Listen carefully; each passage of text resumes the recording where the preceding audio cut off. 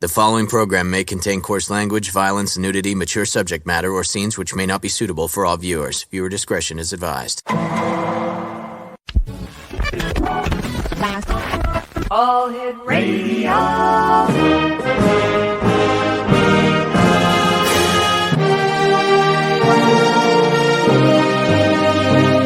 Welcome to the X Zone, a place where fact is fiction and fiction is reality.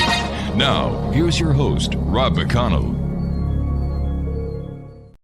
Welcome back, everyone. This is hour number 4 of the X Zone tonight. And before I get to our special guest this hour, a gentleman that I've had the pleasure of having on the show a number of times, his name is John MILOR.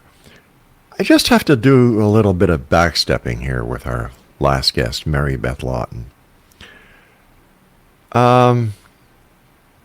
Those of you who have been listening to the show and now watching the show over the last 33 years know that I, at times, pull no punches.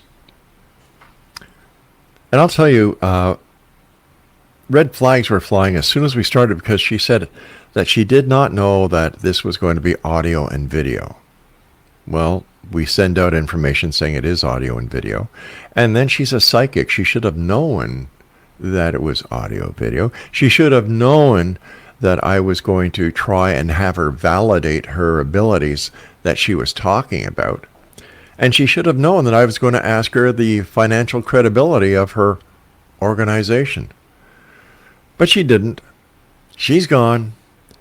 And you know what?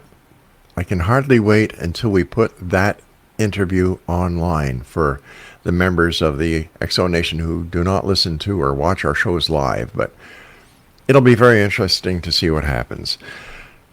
John MILOR is our special guest. His website is www.christianufology.net is one of them. And John is a former member of the military. And John, great seeing you, my friend. And once again, I know you're retired, but thank you for your service. Thank you. John, you're a pioneer in the emerging field of Christian ufology. You've got over 30 years' experience and 4 published books covering a combination of ancient astronaut research, theology, and end times prophecy. Tell us more about that, and what was it that intrigued you so much that you've continued your investigation into these fields? Well, it actually goes back to being 5 years old when I heard my great-grandmother's testimony that, to the whole family actually, something that she had bottled up for about, 60 years. Wow. But she and her sister saw a UFO in the plains of Kentucky during broad daylight. This thing just flew right by, about 30, 40 feet away. Mm-hmm. It was off the ground, maybe 20, 30 feet. And they even saw the occupant. And she said it was this cigar-shaped thing with like a polished aluminum and a glass dome on the top. And her and her sister just saw this thing fly by and they were like, no frame of reference. All they could do is just kind of describe it to their mother. But they had never seen a vehicle before at that time. This was like over 100 years ago. And they lived out in the plains of Kentucky. She actually walked across a good chunk of the United States behind the wagon when they came. Oh my gosh. So, being out in the middle of nowhere and a wagon is the extent of the technology you've ever seen, this thing made a very strong impression on her and her sister. And of course, they were just blown away. They ran home. They told their mother about it. And this was the Bible Belt, and they were from a very strong, believing Christian background. And their mother told them, "Don't ever say anything about this insane story to me or anybody else again. Put a lid on it."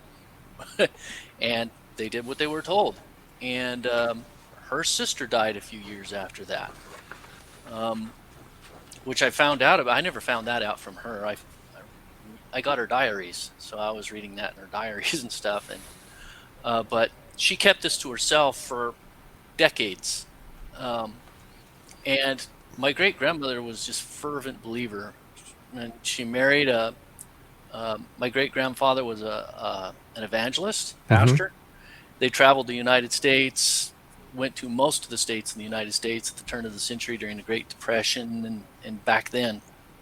And just, amazing life that they had, but fervent faith, unlike anybody you'd imagine. So this is the last person you'd think, I saw a UFO. Yeah. So yeah, she told it.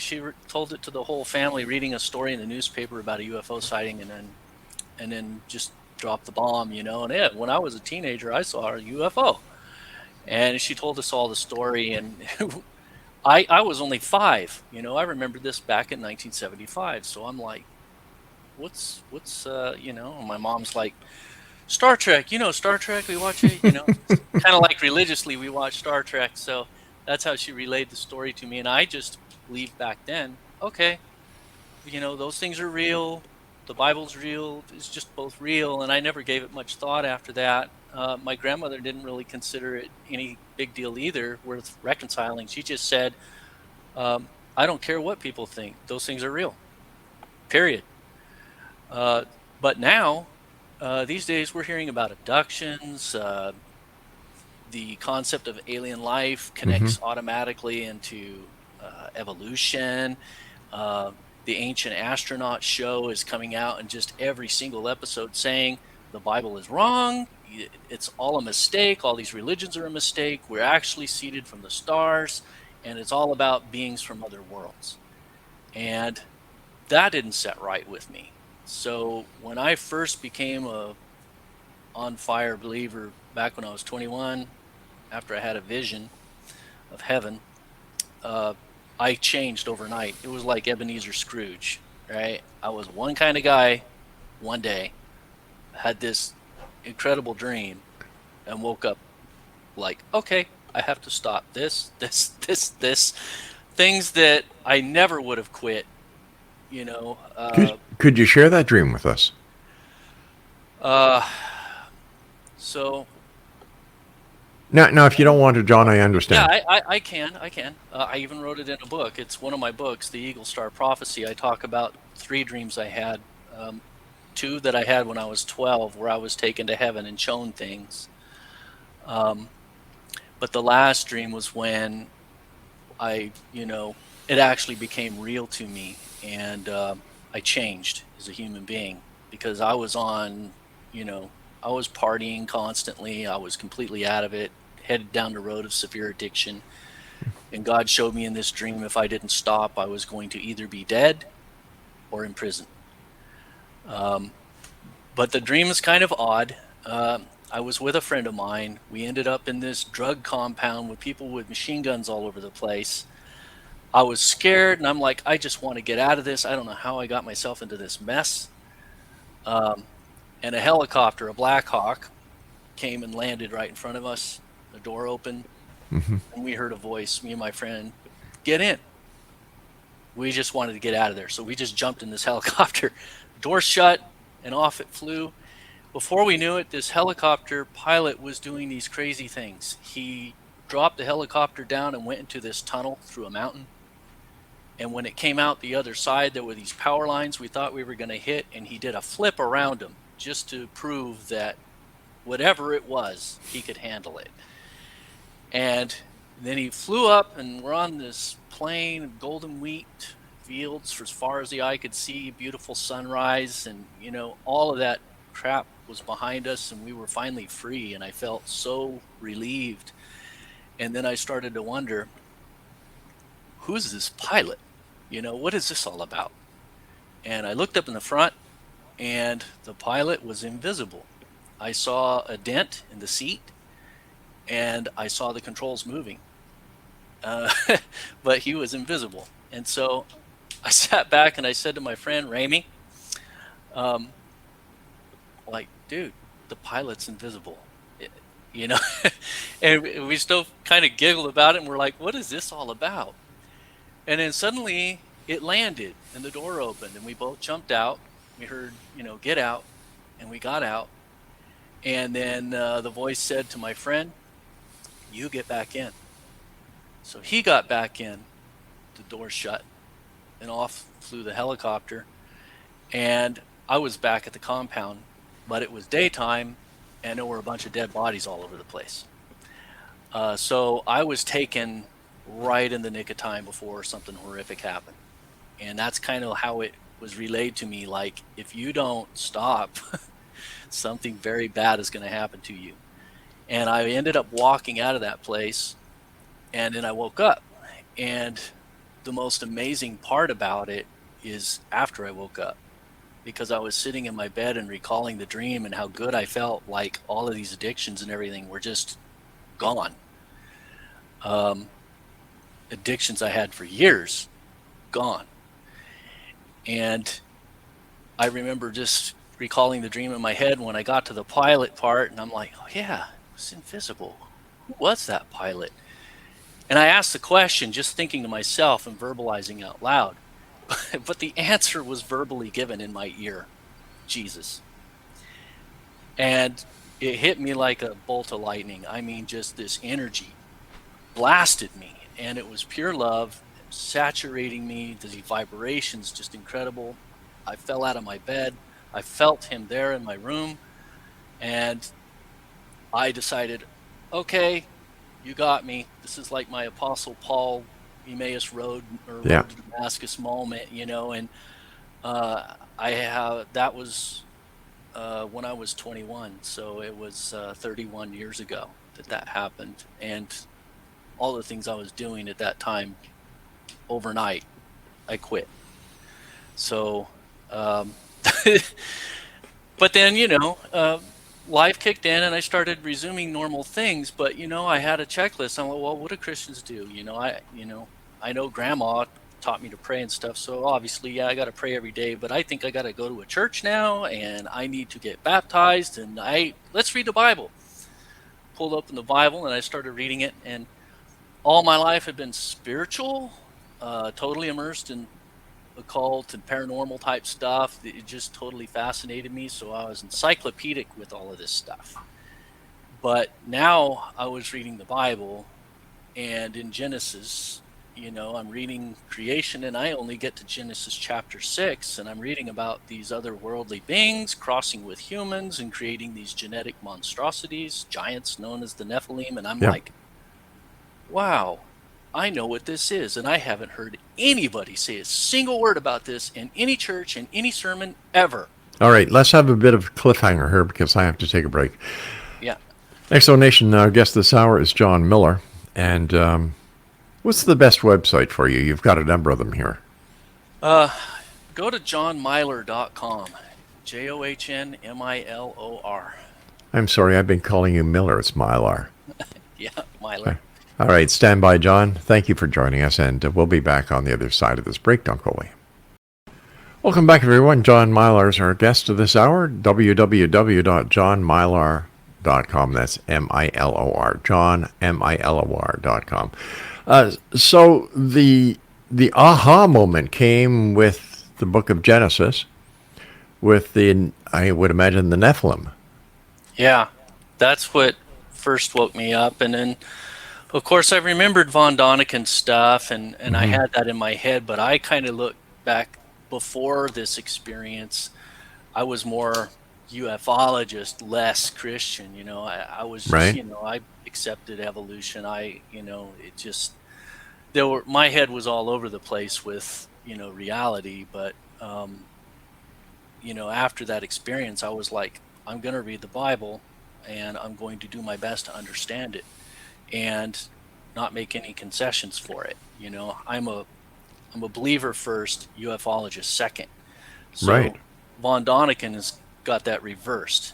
He did have a Catholic upbringing, but I don't think he's much of a Catholic anymore. I think he believes that aliens are God, that we were seeded here by an alien race, which, I don't believe that.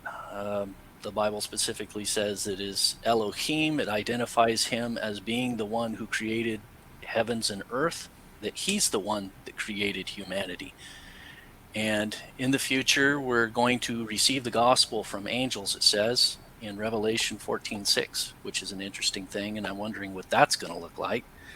But the word that these angels are going to say is verbatim pretty much, hey, you got to worship the God who is the creator of the heavens and the earth. Mm-hmm. So it's basically a message that counters this ancient astronaut message, and I think that there's a reason why there's several hundred episodes of Ancient Aliens.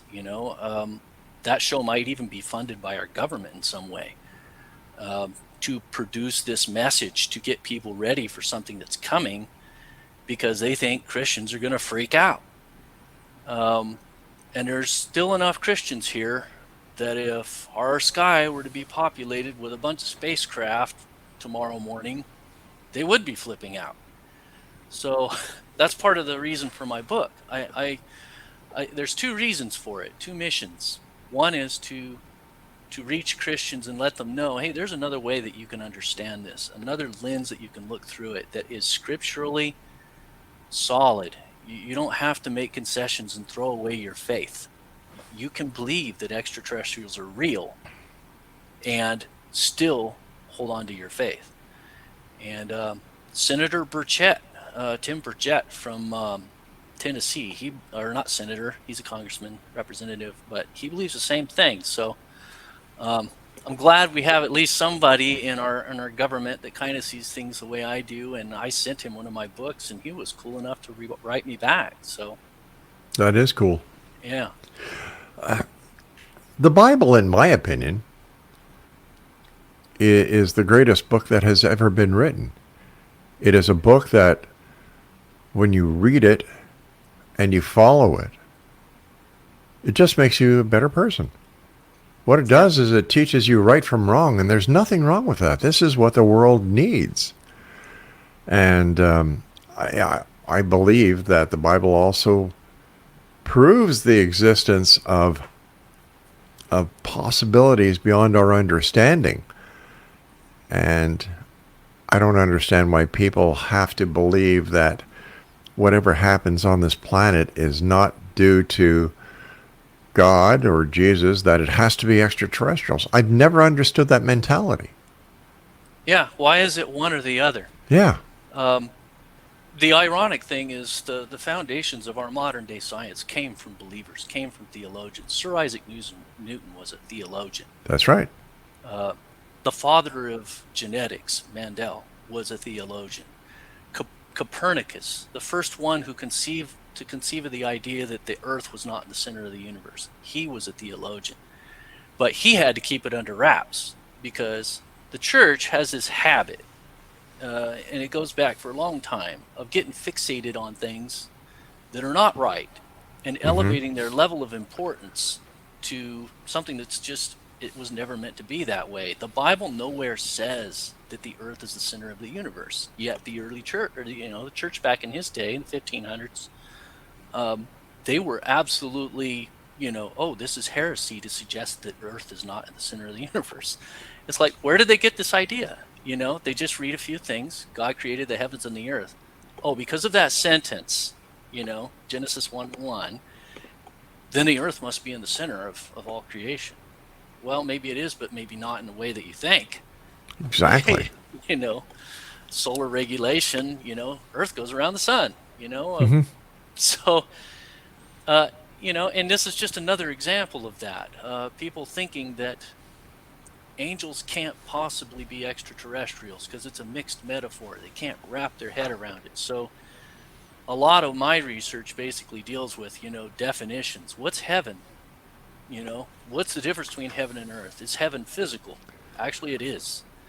But people have a hard time conceiving of that because you die and you go to heaven, right? So physical, your spirit goes to heaven. So how can it be physical? But you can be in heaven and be a spirit in a physical heaven. It's physical because it's coming to earth in the future, and the Bible says that in Revelation 21. How can a non-physical place come to a physical place? You read these things, you see it right there. It's black and white. So that's what a lot of my research is, combination of theology, and misconceptions. People are saying, here's, angels can't be, angels can't use technology. Really? Ezekiel chapter 10? Did you read that? That certainly looks like a UFO to me. Sounds like one, yeah.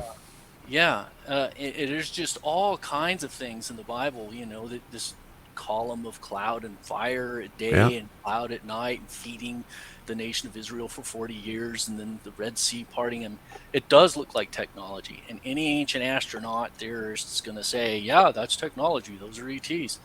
But I'm like, well, maybe those are angels and God is with them.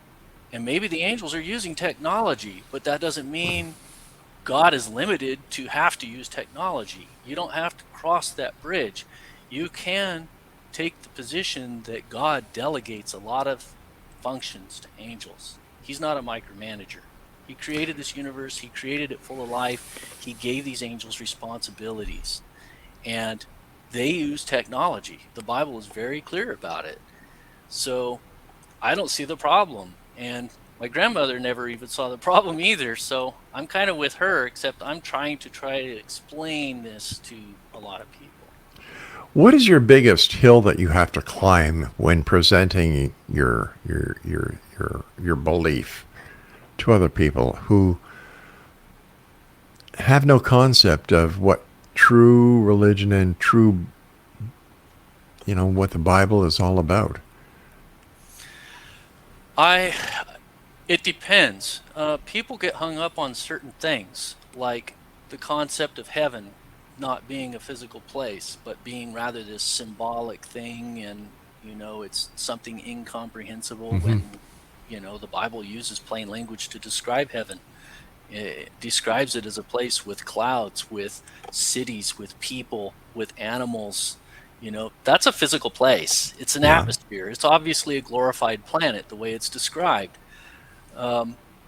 If we were to travel there, we might not see it like that because we're in a different dimension. And now, honestly, with quantum physics, we should get a better grasp of that you can have multiple layers of existence in the same physical space. And that's what we're looking at. The Bible actually even describes Earth that way, that hell is in the center of the earth, and it's not a solid rock or magma, lava, or whatever, but it's a civilization that's down there, and it's not a good place. And then it describes the sky. It describes first heaven. There's actually three heavens. First heaven is the outer atmosphere of the earth. I think the earth, actually multidimensional, is like an onion with layers of existence in it. That if you were to, and I described this in one of my fiction books, The Dark World Paradox, where they have to get to first heaven, and to get there, they steal a jet and they fly up to a certain place, and then they do something to their atomic structure, and suddenly they're at the bottom of an ocean, and that's the idea that it's like a frequency of atomic structure, and if you modify that, then you're in another place, geographically the same place, but a different dimension. But it's still a physical world.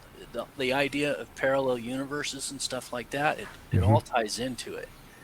So that's where I'm thinking in terms of what is heaven, and how do you actually describe it, and how can people have multiple layers of existence, even in their own bodies, Like I have a spirit inside of my physical body. My body is basically an interface into this world. And the thing about it, it's not junk. It's going to be resurrected. So what would be the point of resurrecting a physical body if the glorified realm isn't a physical place for that physical body? So describing the nature of the universe, that's probably one of the more difficult areas. And then the differences between angels and aliens, that's another issue, because people think of aliens as scientists and evolution and all this other stuff. And I think there is a lot of deception in there. But the Bible says there's good guys and bad guys. A bunch of angels sinned. So obviously whatever message they have, it's going to be a lie. And the Bible warns us. It says in the future, we're going to return to the days of Noah. Genesis 6 stuff, that's going to happen again. That's what Jesus said. We're going to be like the days of Noah again. And why would he single out that time frame. Out of all of the different ages in the Bible, he singles out the days of Noah and then also Sodom and Gomorrah. So we know, of course, humanity was in a depraved state, but there's many times in history where humanity was in a depraved state. In those occasions, they were in a depraved state mostly because these otherworldly beings were manipulating it and making it like off the chart depraved. And that's what you saw in Sodom and Gomorrah, and that's what you saw in the days of Noah. Otherworldly beings coming in and just trashing it. Yeah, the events of Sodom and Gomorrah certainly sound like a nuclear attack. Yeah. You know? Yeah. Who knows what kind of technology that was. I mean, Lot's wife just looked at it, and it just... Pillar of salt, bang. Yeah, she became like transformed into this pillar of... What was that? Shouldn't have looked, you know. But where do you think the Bible really starts? Does it start with Adam and Eve, or does it start with Noah? I heard a theory once that Noah was a space commander of a ship, and this is where the animals 2x2 and the actual animals 2x2 were DNA. No, well, that's not what the Bible says. He built a boat, and it gives the dimensions of the boat. Yep. It said he made it out of wood. You know, so if you're going to accept that, then you would have to basically toss out the biblical narrative to do it. Although I wouldn't see it as unlikely that Noah had encountered otherworldly beings. Mm-hmm. The Nephilim were all over the place. Yep. It was hard not to see them. So, and in fact, the flood was brought to save them, because if the flood didn't happen, they probably would have been killed. There was violence, unbridled violence in the world at that time. And God waited until the last second, and you had just one family left that was halfway decent, and some animals, you know, and he got them in there and he got them out of that. But in terms of where the Bible starts, Genesis 1:1, in the beginning God created the heavens and the earth. I think that's the original creation, and that actually could be billions of years ago. Genesis 1:2 is very interesting because of the words that are used, and it talks about a destruction. The earth became void and without form. Yeah. That is a destructive act. So whatever was here, which I believe was an entire civilization, angelic civilization on this planet, God wiped it out. So in your opinion, the verse of the Bible that says, "And God said, let us create man." Who's the us? B'nai Elohim is the sons of God, but Elohim as itself is a plural word.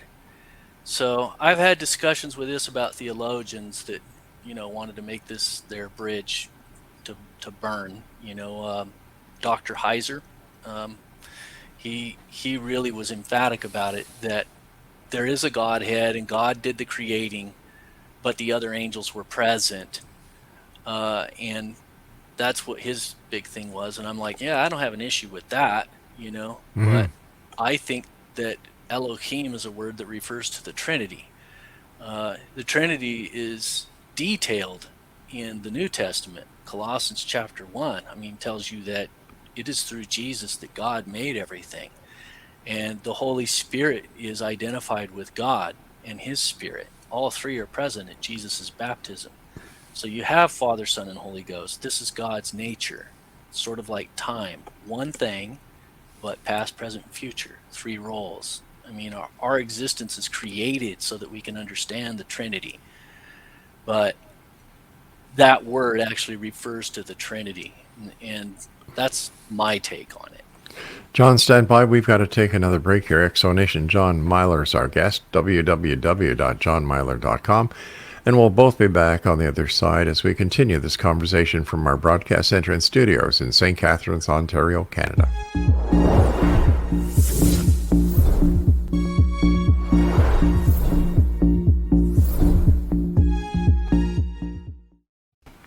Exonation John Milor is our special guest. John, how do we relate the four horsemen of the apocalypse in today's society? I actually talk about one of my books, The Strong Delusion. I talk about there's a common misconception with one of those horsemen, uh, with Muslims that believe that the white horseman, one of those four is the white horseman, the warrior conquering and to conquer. Hmm. That's actually the Antichrist, but they have him identified as the good guy, um, and they actually talk about it. But um, honestly, I think that the pandemic that we just saw was a foretaste of possibly the plague, Wow. one of those horsemen.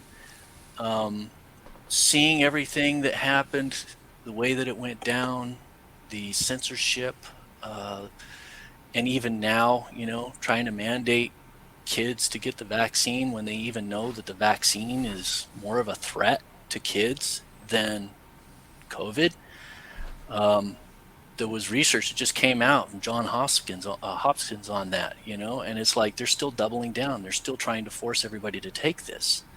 And honestly, that's why I got out of the military. I have vaccinated for 20, well, 29 years, never questioned it until all of this came down. And the mRNA technology just didn't sound right, didn't set well with me. And I started researching it.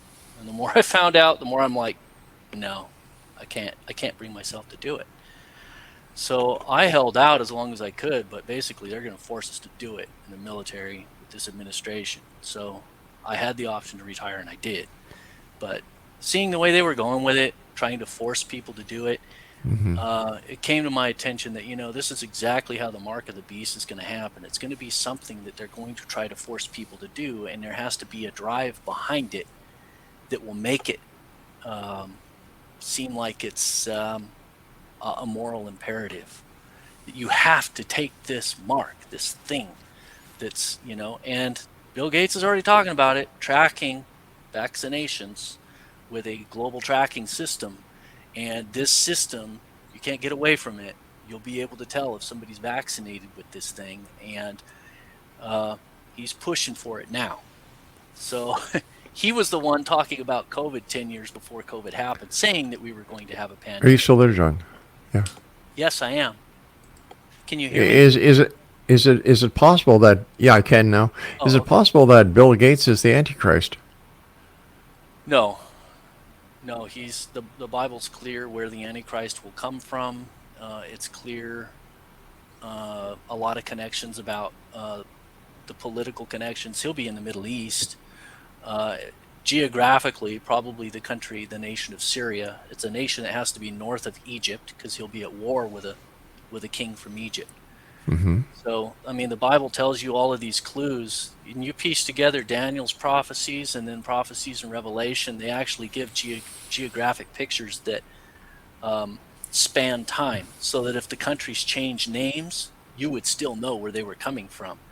You're talking about the ancient Grecian quadrant and where it overlaps with the Roman, Empire, and then the Persians and stuff, and you end up with a couple of possibilities. Could be Lebanon, could be Assyria, but Isaiah actually called them the Assyrian. So I'd say modern day Syria is the most likely location where the Antichrist will rise to power. And, he's specifically called an Assyrian by the prophet Isaiah. So I would say that has to be the location.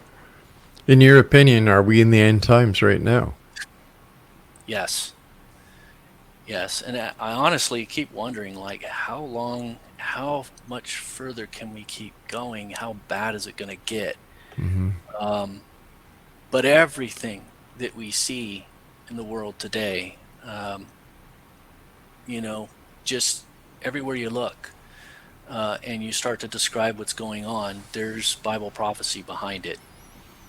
Yeah. In your opinion, is there anything that people can do to repent or get onto the better side of the Creator? It starts with talking to God, and it's not a formula.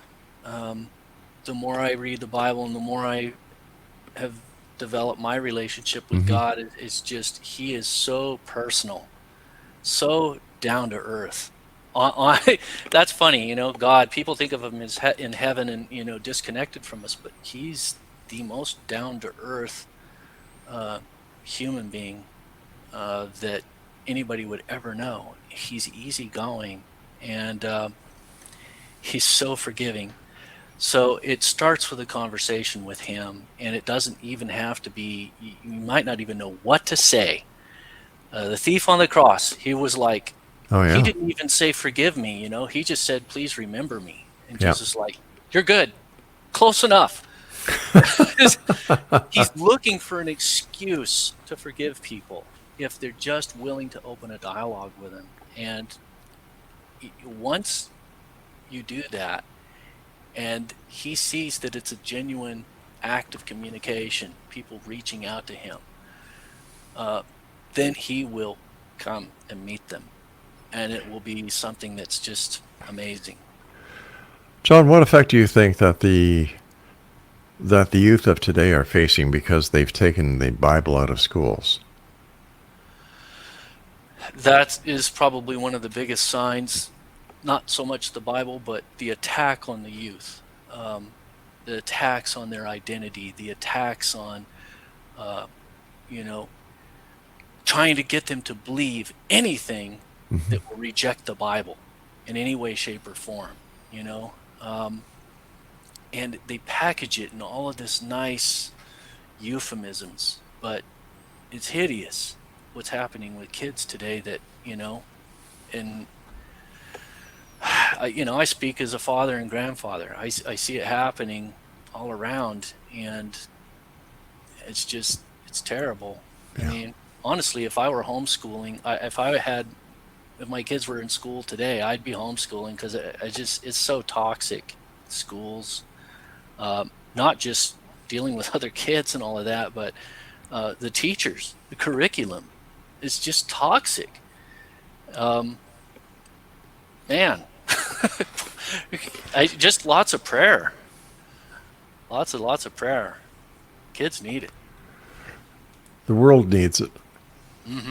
Stand by, John. We've got to take our final break. Exo Nation, John MILOR is our guest, and we'll be back as we wrap up this hour and tonight's show here on the X Zone with yours truly, Rob McConnell. Whatever you do, don't go away.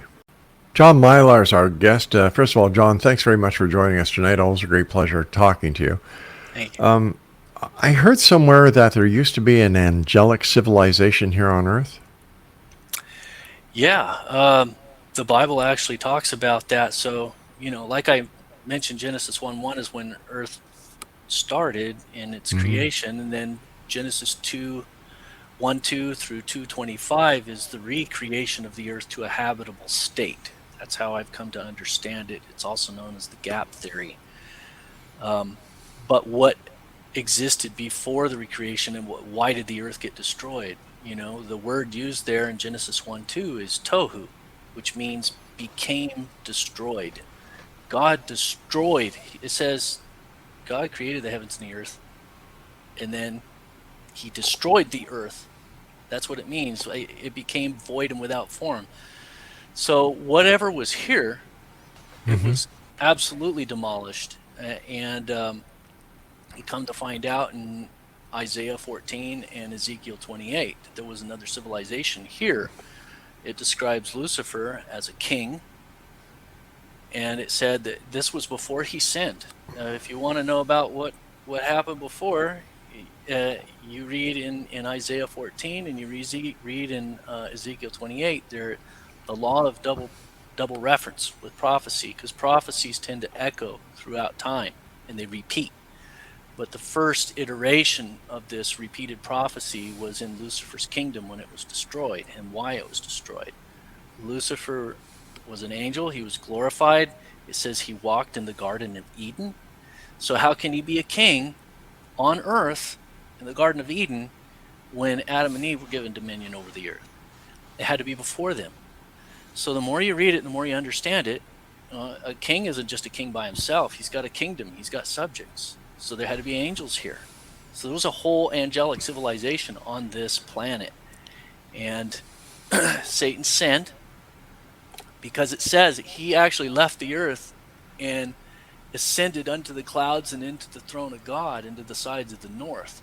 So there was an invasion led from Earth, from this planet, into heaven, where, you know, he was trying to assault God's throne. Of course, they were trashed, and Satan was thrown back to this earth, but he wasn't the same. He was defeated, and that's how he ended up here, able to manipulate a serpent in the Garden of Eden. Where do the angels come from? You know, if God created Adam and Eve, but it seems that the angels were before. They were. So where did they come from? So you get more of that history in Job 38. Job talks about how the angels were glorified and singing to God before God laid the foundations of the earth. So there were, you know, Genesis 1:1, God created the heavens and the earth, perhaps billions of years ago. These civilizations grew, they flourished, they were incredibly advanced. Think Star Trek, all good guys, for a very long time. Incredibly powerful. Some are like the Q, you know, they could bounce around from planet to planet. They could do some amazing things. They don't need technology. Others more dependent on technology, every variation you can imagine. And then one of these, really the most powerful, one among the most powerful, got this idea that, well, what if we decided to have another leader other than the one who created us? Because I think that he's got it wrong about a few things. And that started this deception in the heavens, and it grew. So Satan, I don't think his planetary throne was here on Earth, but he probably had influence throughout the cosmos. In one of my first books, I described that probably there was a civilization on Mars, and Satan was in charge of that as well, and possibly some of the other planets in our solar system. There's evidence in our solar system that there was a cataclysm a long time ago, a horrific cataclysm. And I talk about it as a planetary explosion. So there was a stronghold where Satan probably had a lot of power, and God blew this planet up. And a chunk of it hit our moon, a chunk of it hit Mars, and a chunk of it hit the Earth. And so then there's evidence of this ancient explosion, and it's the asteroid belt. So there's theory, it's called the exploded planet hypothesis. But I think that has merit, that theory, and it actually lines up with what it talks about in the Bible. It does say in Isaiah 14 that and Ezekiel 28 talks about Satan. He used to walk amidst the stones of fire. Like, what is this? Fiery pebbles on the ground? No, I doubt it. I think that's talking about solar systems, that he could walk amidst the stars. He was so powerful he could go between all of these other civilizations, and that's how he was able to deceive so many. Wow. John, we're coming up to the time where I have to say so long to you for tonight. You're always welcomed here. I thoroughly enjoy our conversations. And what is your final message that you'd like to share with the X Zone Nation tonight, John? If anybody is interested in a copy of my book, I give free copies to anybody who wants to give me a review on Amazon. So I'll email you any book that I have. I wrote 13 of them. 4 of them are in this genre, but I have other genre that I write in.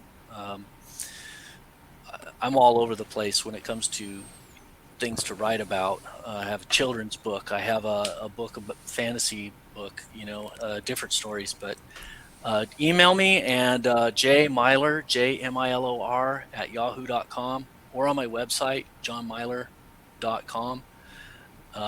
And I'll email you a copy of the book if you give me a free review. Yeah. Again, John, thanks so much for joining us. Take care, and I look forward to the next time we meet back here in the X Zone. Okay. Blessings all. Thank you. Blessings to you too. Bye-bye now. Well, that's it for tonight, X Zone Nation. I'll be back Monday at 10 o'clock as once again we cross the time-space continuum to this place that I call the X Zone. To my wife, my senior executive producer, and my best friend, thank you for all your hard work, sweetie.